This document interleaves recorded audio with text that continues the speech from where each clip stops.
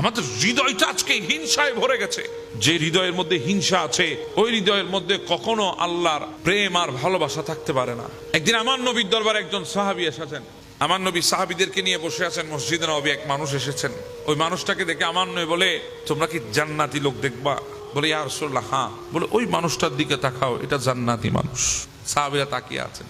দ্বিতীয় দিন আমার নবী আবার মসজিদে নববীর মধ্যে বসেছেন সাহাবীরা সামনে। আমার নবী আবার বললেন, ও আমার সাহাবীরা, তোমরা কি জান্নাতি লোক দেখতে চাও? বলে, ইয়া রাসূলুল্লাহ, হ্যাঁ দেখতে চাই। আমার নবী ইশারা করলেন, ওই দেখো ওই জান্নাতি লোক। সাহাবীরা বলে, আবারও সেই মানুষকে আমার নবী ইশারা করে জান্নাতি লোক বলে আমাদেরকে পরিচয় করিয়ে দিয়েছেন। তৃতীয় দিনে একই কাণ্ড। তৃতীয় দিনও বলেছে, তোমরা জান্নাতি লোক দেখতে চাও? ইয়া রাসূলুল্লাহ, দেখতে চাই। ওই দেখো।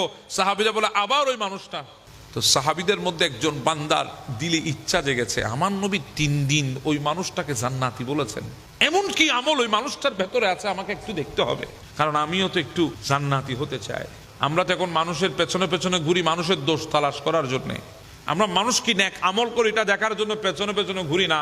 আমরা কোনো মানুষ মসজিদে ঢুকলে ওই মানুষের পেছনে মসজিদে যায় না, কিন্তু যে মানুষ কোন একটা মদের আসরে গিয়েছে, একটা ডিজে পার্টিতে গিয়েছে, আমরা তাকে অনুসরণ করে করে সেখানে ঢুকি। সাহাবীদের মধ্যে একজনের আগ্রহ জেগেছে, ওই মানুষটা দেখবো, আমলটা কি একটু দেখবো আমি। গোটা একটা রাত একটা দিন ওই মানুষটার সাথে একজন সাহাবী কাটিয়েছেন।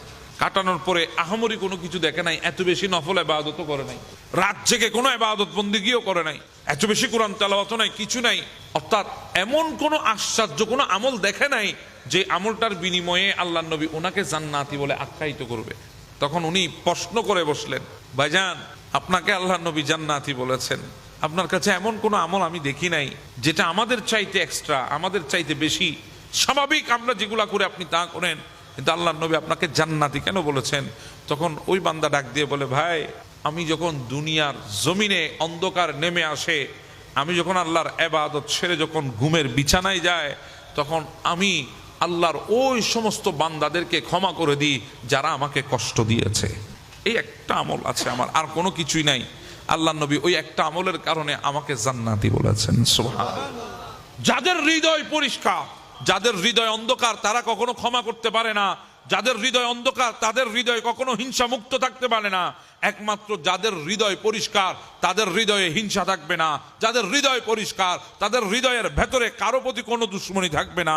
যাদের হৃদয় পরিষ্কার তারাই একমাত্র মানুষকে ক্ষমা করতে পারবে। কথা বলেন ঠিক না? আজকে আমলের অভাব নাই, আমলগুলো কাজে আসছে না। কেন জানেন? কারণ আমাদের হৃদয়ের ভেতরে ময়লা আছে, আমাদের কলবের ভেতরে ময়লা আছে। যে যত বড় হোক না কেন, এরপর আমাদের কলবের ভেতরে বড় পরিমাণ হলেও অহংকার আছে।